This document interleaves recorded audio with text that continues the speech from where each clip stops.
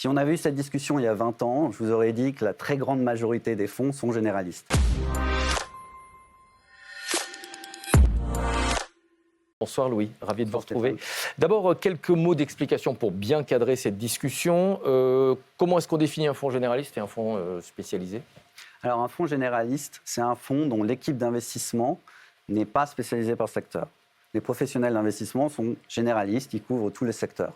Alors qu'un fonds spécialiste a une équipe d'investissement qui est spécialisée par secteur. Et est-ce que ça a toujours existé, les fonds généralistes, les fonds spécialisés, ou est-ce que cette spécialisation, elle est finalement assez récente ? Il y a toujours eu des fonds généralistes depuis l'origine de la classe d'actifs. Par contre, l'avènement des fonds spécialistes, il est plus récent. Si on avait eu cette discussion il y a 20 ans, je vous aurais dit que la très grande majorité des fonds sont généralistes. Pourquoi ? Parce qu'à l'époque, le nombre et le volume de transactions n'étaient pas assez importants pour que ça fasse sens d'être spécialisé par secteur. Aujourd'hui encore, si on se place sur le marché australien, la très grande majorité des fonds sont généralistes. En revanche, si on regarde les marchés les plus matures, l'Europe ou les États-Unis, là, les fonds spécialistes prolifèrent. Mais pourquoi justement est-ce qu'il y a plus de fonds spécialistes en Europe, aux États-Unis ? Parce que dans un marché du private equity de plus en plus compétitif, la spécialisation sectorielle donne un avantage compétitif certain pour, originer des transactions, trouver des deals et les gagner. Et 2, pour créer de la valeur, parce que justement, le spécialiste va pouvoir créer plus de valeur dans la société et donc générer des meilleures performances. Donc si on commence par l'origination des transactions, si je suis le fondateur ou le dirigeant d'une société qui veut faire entrer au capital un fonds de private equity, je vais vouloir sélectionner le fonds qui me paraît être le plus à même de créer de la valeur dans ma société et donc de m'enrichir. Je vais vouloir m'associer à quelqu'un qui comprend mon secteur, comprend mes problématiques. Et or, en fait, les fonds spécialistes connaissent mieux les secteurs dans lesquels ils investissent que les fonds généralistes. Le fonds spécialiste a donc plus de chances d'avoir la confiance du dirigeant.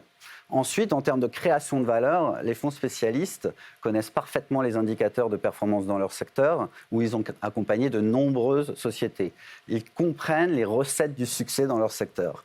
Et souvent, en fait, ils ont sanctuarisé ce savoir dans ce qu'ils appellent un playbook, un véritable manuel de bonnes pratiques qu'ils sont capables de dérouler de manière répétitive. Et enfin, ces fonds spécialistes, souvent, ils ont créé en interne des équipes opérationnelles capables d'intervenir dans les sociétés du portefeuille sur des projets opérationnels très précis. Donc, si je vous comprends bien, dans la bataille entre les fonds spécialistes et les fonds généralistes en Europe et aux États-Unis, je ne sais pas d'ailleurs si on peut vraiment parler de bataille, ce sont les spécialistes qui l'emportent. Complètement. On peut parler de bataille ? Pas vraiment, c'est un marché concurrentiel. Complètement. Pour moi, les fonds spécialistes l'emportent. Ouais. Et en fait, il y a plusieurs modèles de fonds spécialistes. Et chaque modèle a ses avantages et ses inconvénients. Plusieurs modèles, c'est-à-dire ? Par exemple, il y a un premier modèle, ça sera le fonds qui ne cible qu'un secteur, voire 2 secteurs. Dans ce cas-là, dans la très grande majorité des cas, ce seront 2 secteurs résilients et porteurs, tels que la santé et ou les logiciels, pour éviter de sous-performer en cas de retournement de cycle. L'avantage de ce modèle, c'est l'hyper-spécialisation de l'équipe d'investissement qui connaît parfaitement son secteur. L'inconvénient, c'est que ce fonds ne peut pas ne pas investir dans ces 2 secteurs, donc même si les valorisations y sont élevées.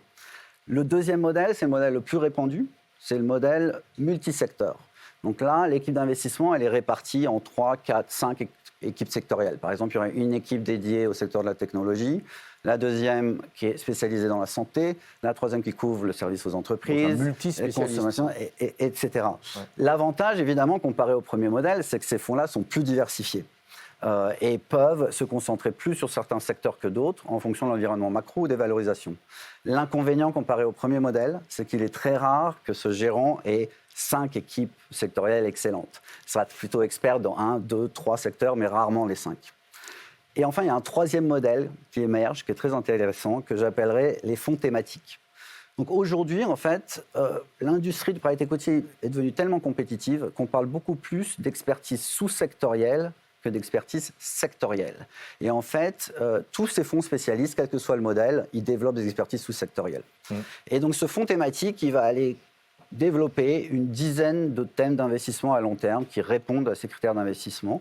Et l'équipe d'investissement, en creusant ces thèmes, va développer des expertises fortes au niveau sous-sectoriel. Par exemple, Alors, un partenaire dans l'équipe d'investissement pourra être spécialiste dans 2 à 3 sous-secteurs. Par exemple, il sera spécialiste dans la biopharma, dans le secteur de la santé, et dans le logiciel vertical, dans le secteur de la technologie. Ouais. L'avantage de ce modèle, c'est la flexibilité. Alors, je vais expliquer ça. Je prends un peu de temps pour expliquer. Si un partenaire dans une équipe d'investissement, il a toujours envie de faire des deals. Et donc, il a tendance toujours à pousser son deal dans son secteur, même s'il sait que l'environnement est plus propice à l'investissement dans les autres secteurs. Et en fait, ce troisième modèle, il vise à gommer ça. Parce que le partenaire, il pourra de son plein gré arbitrer entre les 2-3 sous-secteurs qu'il cible selon l'environnement macro ou l'environnement de valorisation. Pour finir, l'inconvénient de ce modèle, c'est qu'il peut cacher un modèle généraliste. Et là, en fait, seuls des due diligence poussés, notamment via des entretiens avec des dirigeants de sociétés en portefeuille de ces fonds thématiques, permettront à l'investisseur de vraiment analyser la réelle expertise sous-sectorielle du gérant. Et en termes d'impact, est-ce que cette spécialisation sectorielle, voire sous-sectorielle, vous le disiez, permet à l'industrie d'être plus performante ? Oui, alors on pourrait penser qu'en devenant plus grosse, plus compétitive, l'industrie du private equity va performer de moins en moins bien. Ce n'est pas ce que l'on a vu jusqu'à présent. Et en fait, en devenant plus gros, plus compétitif, le marché du private equity pousse ses gérants à développer des expertises sectorielles plus fortes, et donc ce qui leur permet en fait de créer plus de valeur qu'auparavant et de commettre moins d'erreurs qu'avant aussi. Merci beaucoup. Louis Flamand, directeur des investissements chez Altaroc. On accueille à présent notre expert du mois. C'est un ancien assureur devenu un acteur majeur du private equity.